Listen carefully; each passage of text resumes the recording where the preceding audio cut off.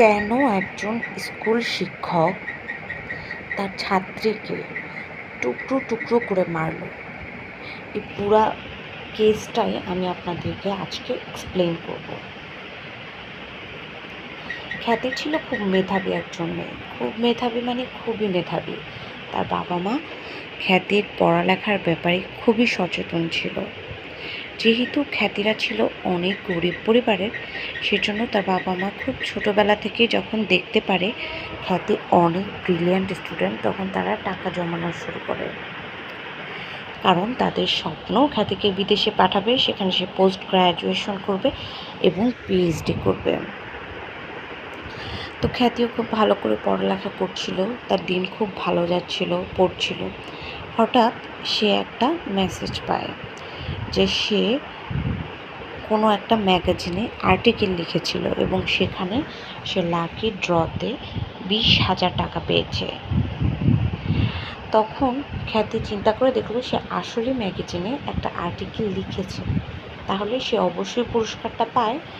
তাই সে তার বান্ধবীর সাথে যোগাযোগ করলো এবং তার বান্ধবী এই বিষয়টা কনফার্ম করলো। তার বান্ধবী যখন এই বিষয়টা কনফার্ম করলো তখন তো শিওর হয়ে গেল যে সে পুরস্কারটা পাচ্ছে।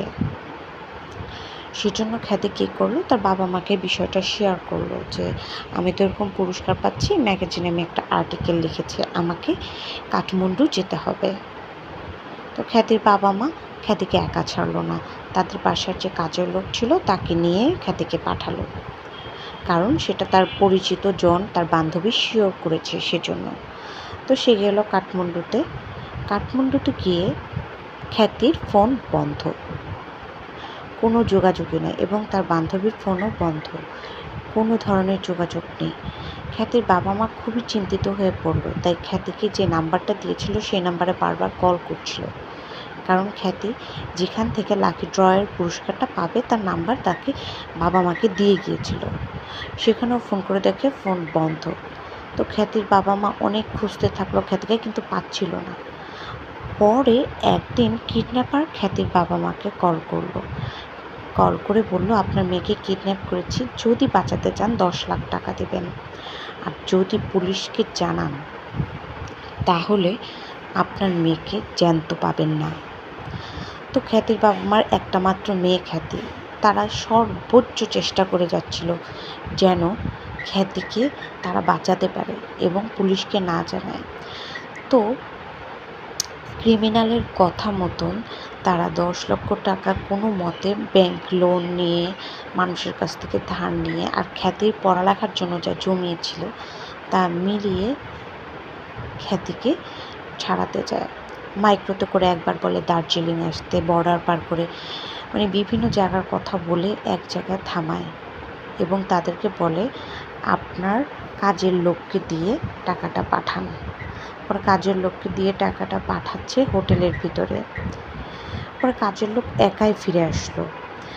তখন কিডন্যাপার তাকে বলল, আপনার মেয়ে অলরেডি বাসায় চলে গিয়েছে, আপনি বাসায় গেলে তাকে দেখতে পাবেন। পরে বাসায় এসে দেখে খ্যাতি তো নেই, টাকাও চলে গেল। বাবা মা তো ভেঙে চুরে মার চিৎকার দিয়ে কান্নাকাটি শুরু করছে, কারণ তার মেয়ে তো ফিরে আসেনি। তারপর তারা পুলিশের কাছে গেল।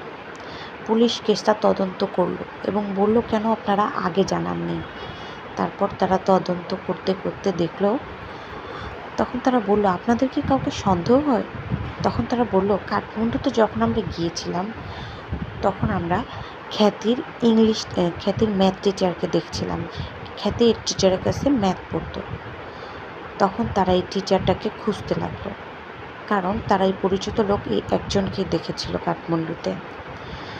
তখন এই টিচারকে তারা খুঁজে পাচ্ছিল না।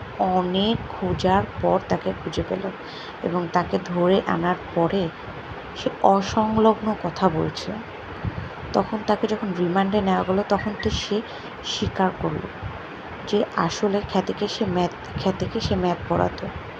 অনেকদিন তার সাথে দেখা হয় না, কিন্তু খ্যাতির এই টিচার অর্থ কষ্টে ভুগছিল, কারণ সে জুয়া খেলে সব টাকা নষ্ট করে ফেলেছিল। তাই সে টাকা ধার চাওয়ার জন্য খ্যাতিদের বাসায় যায়। তখন খ্যাতির বাবা মা, যেহেতু তার কাছে ম্যাথ পড়তো, সহজ সরল মনে বলে খ্যাতির জন্য তারা কিছু টাকা জমাচ্ছে, যেন তারা তাকে বিদেশে পাঠাতে পারে। এই কথা শুনে চালাক শিক্ষক বুঝতে পারে যে খ্যাতিদের কাছ থেকে টাকা ধার চাওয়া যাবে না, খ্যাতিকে যদি কিডন্যাপ করে এমনিতেই সে টাকা পেয়ে যাবে। তাই সে খ্যাতিকে কিডন্যাপ করে। কিন্তু পুলিশ জিজ্ঞেস করে, তাহলে তুমি খ্যাতিকে মেরেছো কেন? তখন সে বলে, যখন আমি টাকাটা পেয়ে গেলাম তখন আমি ভাবলাম আমি যদি খ্যাতিকে ছেড়ে দেই, খ্যাতি তো পুলিশের কাছে যাবে, আর সে তো আমাকে চিনে, কারণ আমি তার ম্যাথ টিচার। সেজন্য আমি খ্যাতিকে টুকরো টুকরো করে মেরে ফেলেছি। আর আপনারা যে কয়েকদিন যাবৎ যে টুকরো টুকরো পায়ের টুকরো, হাতের টুকরো এবং বিকৃত মাথা পাচ্ছিলেন, এটা খ্যাতিরই বডি ছিল। পুলিশ জাস্ট অবাক হয়ে গেল, কিভাবে সম্ভব একটা মানুষের পক্ষে। যাই হোক, সারা দেশ মিটিং মিছিল করলো এই লোককে শাস্তি দেওয়ার জন্য। তো দুঃখজনকভাবে মাত্র ৩৯ বছরের সাজা হলো এই লোকের, যেখানে তার ফাঁসি হওয়ার কথা। সেই জন্য যে কাউকে বিশ্বাস করবেন না, বিশ্বাস করে কোনো কথা বলবেন না, সে আপনার যতই আপন হোক, যতই পরিচিত হোক। শুধুমাত্র বাবা মাকেই বিশ্বাস করা যায়। ধন্যবাদ সবাইকে।